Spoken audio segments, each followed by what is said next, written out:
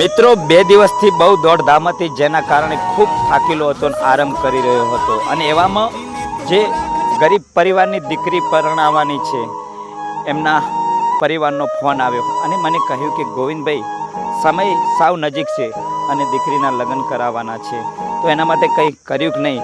અને મેં કહ્યું કે 2 પોસ્ટ નાખી છે, હજુ કોઈ રિપ્લાય મળ્યો નથી. ત્યાર પછી ભાવનાને કોઈ ચા મૂકી દે. ભાવનાએ ચા મૂક્યો અને પછી બધા સાથે મળીને, સ્ટાફ સાથે, મજૂરો સાથે અને નવગણ સાથે મળીને ચા પીને તરત જ હું ઘરે આવ્યો. ઘરે આવીને ખૂબ વિચાર કર્યો કે આનો રસ્તો શું કરવો, કારણ કે મારી પણ એક દીકરી છે, એ પણ કાલ બપોરે સાસરે જશે. તો આ વિચારમાં કરતો હતો ને એવામાં ભાવના આવી અને ભાવના આવીને મને કહ્યું કે શું કર્યું.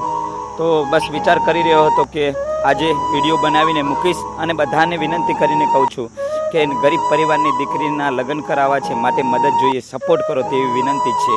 જય માતાજી.